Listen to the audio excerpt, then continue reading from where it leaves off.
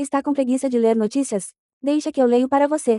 Inscreva-se no canal e deixe seu like para receber as notícias mais relevantes do dia. O que aconteceu com o país que prometeu 170 milhares de reais para quem tivesse 2 filhos? Sentada no banco de um parque na cidade de Debrecen, no leste da Hungria, Bárbara Elek fica nervosa ao verificar seus e-mails. Ela e seu marido, Levi, aguardam para saber se ela está grávida, após a terceira rodada de fertilização in vitro, 10 dias antes. Se não tivermos sucesso, é claro que ficarei devastada e só o que poderemos fazer será tentar garantir que, pelo menos financeiramente, não iremos perder tudo, declarou ela à BBC. Bárbara tem 33 anos e é assistente social. Levi, de 34, é chefe de cozinha. Como muitos outros jovens casais húngaros, eles ganharam o direito a empréstimos e subsídios no valor de dezenas de milhares de dólares, livres de juros, ao prometerem ter 2 filhos. Mas eles tiveram dificuldade para conceber naturalmente e, se não puderem provar que têm um filho a caminho até o dia 1 grau de novembro, é possível que eles precisem devolver os empréstimos com juros de penalização. O casal contratou um empréstimo de 10 milhões de florins húngaros, cerca de 33,4 milhares de dólares, ou 170 milhares de reais, mediante a promessa de terem 2 filhos. As regras criadas pelo governo anterior do país determinam que eles podem precisar pagar juros punitivos de 1,5 a 3,5 milhões de florins, cerca de 25,5 milhares de reais a 59,5 milhares de reais. Eles afirmam não ter esse dinheiro. E o casal também recebeu um subsídio habitacional, sob condições similares. Em 2010, o então primeiro-ministro da Hungria, Viktor Orbán, criou algumas das políticas mais ambiciosas do mundo para promover o aumento da natalidade. O governo passou a oferecer pagamento às pessoas que tiverem ou prometerem ter filhos. A fertilidade do país está muito abaixo do nível de reposição de 2,1 bebês por mulher, necessário para manter a população estável. O número leva em consideração as crianças que não sobrevivem até a idade adulta. E, para agravar a situação, o país enfrenta altos níveis de emigração e baixos índices de chegada de imigrantes. Este não é um problema só da Hungria. Desde os anos 1980, as taxas de natalidade estão abaixo do nível necessário para manter a população estável sem imigração em toda a Europa. Atualmente, esta situação ocorre em mais da metade dos países do mundo, que abrigam cerca de 2/3 da população do planeta.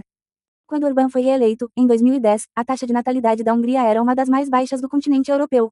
E seu partido, o Fidesz, prometeu combater o declínio da população. No Ocidente, a resposta para esta questão é a imigração. Você traz a quantidade de pessoas que está faltando. Os húngaros pensam diferente. Não precisamos de números, precisamos de crianças húngaras. Orbán foi derrotado nas eleições de abril deste ano. Ele criou extensas isenções fiscais, empréstimos livres de juros e subsídios habitacionais para jovens casais que prometessem ter filhos. Existem também subsídios para comprar carros maiores ou reformar as residências. Estes incentivos só foram oferecidos para casais heterossexuais casados e pessoas no mercado de trabalho formal. Em certo momento, pareceu que todos estes incentivos estavam levando os húngaros a se reproduzirem. A taxa de natalidade aumentou de 1,25 em 2010 para 1,59 em 2020. Alguns chegaram a elogiar a Hungria como uma grande história de sucesso, especialmente os conservadores norte-americanos. Mas a taxa de natalidade começou a cair. E, em 2025, ela atingiu 1,31, não muito acima dos níveis da época da criação dos incentivos. Do ponto de vista dos objetivos destas políticas, este é claramente um fracasso, afirma Thomas Sobotka, do Instituto de Demografia de Viena, na Áustria. Mas por que as medidas para o aumento da natalidade da Hungria geraram um aumento inicial dos nascimentos para cair em seguida? E quais lições elas oferecem para outros países, desesperados para aumentar a fertilidade da sua população? As políticas pró-natalidade da Hungria. Uma visão é que as estatísticas da Hungria apontam para o sucesso. Com a natalidade caindo em toda a Europa na última década, os defensores das políticas húngaras afirmam que elas podem ter evitado um declínio ainda maior. Fruzina Skrabski, da ONG Pró-Família Três Príncipes, Três Princesas, acredita que, sem essas políticas, haveria centenas de milhares de crianças a menos. Ela está certa de que a política levou ao nascimento de mais crianças, apenas não em quantidade suficiente para reverter a tendência. Mate tem 43 anos e a Gigoronde tem 37. Eles moram nos subúrbios da capital húngara, Budapeste, e estão plenamente de acordo. O casal tem 5 filhos, todos com menos de 10 anos de idade, e afirmam que podem vir a ter mais. E acreditam este fato ao ambiente favorável às famílias na Hungria. Mate e a Gigoronde aproveitaram o generoso auxílio maternidade, subsídios e empréstimos livres de juros para casais com bebês. Eles renovaram sua casa e compraram um carro maior. Mate é desenvolvedor de negócios freelancer e se beneficia com a redução de impostos. E, como mãe de mais de 2 filhos, a Gi não paga imposto de renda se retornar ao trabalho. Acho que houve uma mudança nos últimos 16 anos, explica Mate. Neste bairro, famílias com 4 ou 5 filhos deixaram de ser uma raridade. Estatisticamente, houve um aumento das famílias com 3 ou mais filhos na Hungria nos anos 2010, que atingiram um pico de 146 mil em 2020. Mas, em 2024, o número havia caído para 125 mil. O pesquisador Timothy P. Carney, do Centro de Estudos American Enterprise Institute, escreveu diversos livros sobre a queda da natalidade. Ele acredita que um dos sucessos de Orbán foi colocar a família e o apoio às famílias no centro da sua narrativa política. Carney menciona o slogan, Hungria amiga das famílias, estampado nos salões de chegada do aeroporto de Budapeste. Outros indicam que os frutos dos benefícios não foram homogêneos entre a população. O professor János Todt, filósofo que estuda questões demográficas na Universidade de Szeged, na Hungria, acredita que os incentivos funcionaram muito bem para um grupo específico, a classe média baixa do interior do país. Mas, nas cidades, onde a fertilidade é mais baixa, o dinheiro não faz tanta diferença. Todt acredita que, inicialmente, o empréstimo para esperar bebês, de 10 milhões de florins húngaros, cerca de 170 milhares de reais pelo câmbio atual, de fato ajudou muitos jovens casais a iniciar família, mas a alta da inflação corroeu aquele valor. Todos os países têm esse problema de baixa natalidade nas cidades, segundo ele. Na sua opinião, a Hungria precisa fazer mais para ajudar as pessoas a terem seu primeiro filho, em vez de se concentrar em convencer os que já são pais a terem mais crianças. Para Todt, o primeiro filho é o mais importante.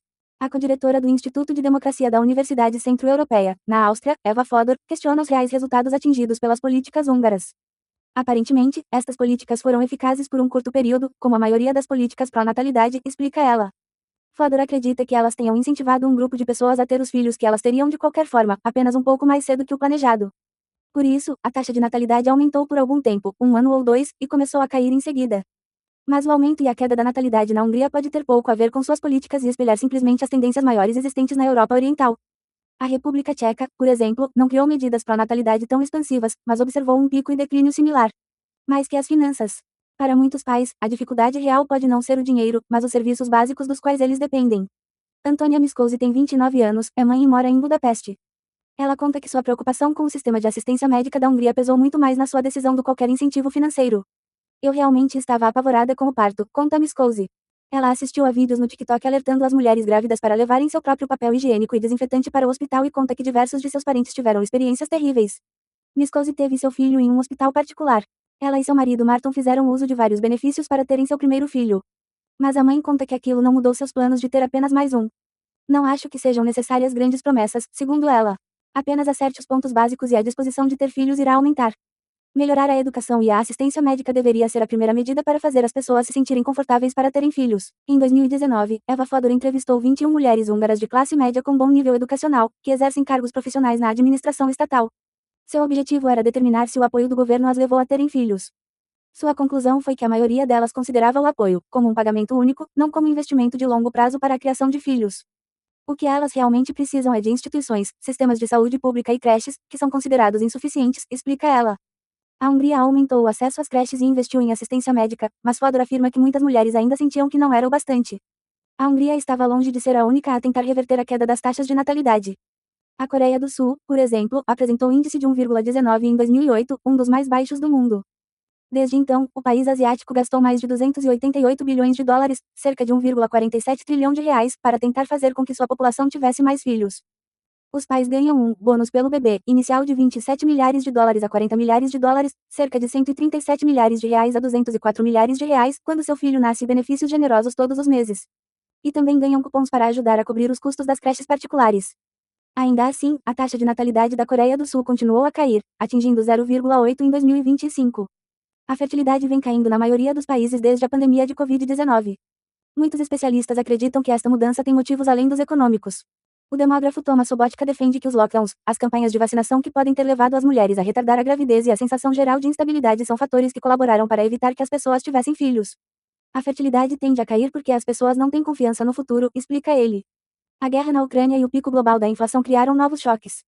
Sobotka destaca que os países mais próximos do conflito observaram os maiores declínios da natalidade. Em nível global, o demógrafo afirma que as pessoas ainda se sentem inseguras, incertas em relação ao futuro, devido a todas essas crises que estão se desenvolvendo e o porquê o ambiente político é muito tóxico. Mudanças culturais. Nos anos 2000, a Suécia e parte dos seus vizinhos nórdicos criaram uma série de políticas que incentivaram a natalidade. Mas aquela não foi sua intenção explícita. A licença paternidade compartilhada, creches acessíveis e pré-escola universal ajudaram a criar condições que facilitaram combinar a vida profissional e familiar. E, na década seguinte, a taxa de natalidade da Suécia aumentou de 1,5 para 2,0. Muitos acadêmicos imaginaram que a Suécia teria resolvido o conflito entre o feminismo e a fertilidade, oferecendo melhores condições para que os dois pais trabalhassem e criassem a família. Mas, nos anos 2010, a natalidade caiu novamente, deixando os pesquisadores perplexos. Sobotka acredita que estas políticas isolaram os países nórdicos das quedas mais profundas da natalidade observadas no leste asiático. Todos os países precisam, em algum nível, pelo menos do pacote de políticas nórdicas e talvez mais do que isso, defende ele. O demógrafo acredita que os países que oferecem melhores condições para que os homens e as mulheres compartilhem trabalho e cuidado são muito mais protegidos contra fortes declínios da natalidade. Para Fodor, a Hungria fortaleceu a ideia de que as mulheres são as principais cuidadoras da família. Os papéis de gênero passaram a ser mais rígidos. Talvez a cultura possa ser mais importante que o dinheiro. Parte do problema é que superestimamos o funcionamento das finanças, explica Carney. Israel é o único país da OCDE com taxa de natalidade confortavelmente acima do índice de reposição. E o seu governo não tem níveis particularmente altos de gastos com os benefícios para as famílias. Mas existe em Israel forte ênfase cultural e ideológica na natalidade, causada, em parte, pelo desejo de reconstruir a população judaica após os horrores do Holocausto. Mas a capacidade do governo de mudar a cultura é muito limitada, alerta Carney. E parte do risco de que o governo interfira na cultura é a sua possível politização. Em alguns países, a reação contrária já é visível. Na Coreia do Sul, pesquisas indicam que muitas jovens resistem a se casar e formar família, em protesto contra o que elas consideram ideias patriarcais da família tradicional. Já a França resistiu, em parte, ao declínio da natalidade na Europa. Sua taxa de 1,6 é uma das mais altas da União Europeia e o país tem gastos públicos comparativamente altos e maior ênfase no equilíbrio entre a vida pessoal e profissional do que muitos dos seus vizinhos. Mas a Coreia do Sul não conta com esta flexibilidade. Para os homens, existe esta noção meio que tradicional de serem provedores, de forma que eles costumam chegar em casa muito tarde da noite, explica Sobotka. Isso é prejudicial para as mulheres e para os homens, mas também para a vida familiar. Com isso, as mulheres ficam com a tarefa de criar os filhos. E elas também enfrentam discriminação antecipada, segundo ele. Muitas mulheres estão saindo do mercado de trabalho ou aceitando empregos instáveis ou de meio período na época em que têm filhos. Da mesma forma, a flexibilidade no trabalho não existe na Hungria. Mesmo as companhias estatais não são flexíveis, segundo Fodor. Elas não levam em consideração que homens e mulheres podem ter responsabilidades fora do mercado de trabalho. O governo Orbán gastou cerca de 5% do PIB do país em suas iniciativas em favor das famílias. Suas medidas são aparentemente bastante populares, já que o novo líder do país, Peter Magyar, não propôs alterações. Vivemos em sociedades onde ter filhos é extremamente caro, destaca Sobotka. Por isso, qualquer medida diferente que os países puderem tomar para apoiar os pais e as famílias é uma boa política. Fodor tem uma opinião diferente. Para ela, se aquele dinheiro tivesse sido gasto com instituições sociais, igualdade de gênero e promoção da participação masculina no trabalho doméstico, acho que poderia ter sido atingido aumento similar da taxa de natalidade. A situação de Levi e Bárbara Elek não é um caso isolado.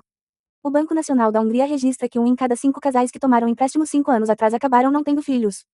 O novo governo do país declarou que está revisando esta política e examinando o que irá acontecer com as pessoas que fizeram empréstimos, mas não tiveram os filhos que pretendiam ter, como haviam declarado inicialmente. É horrível, simplesmente horrível, declarou seu marido Levi, em apoio à sua esposa.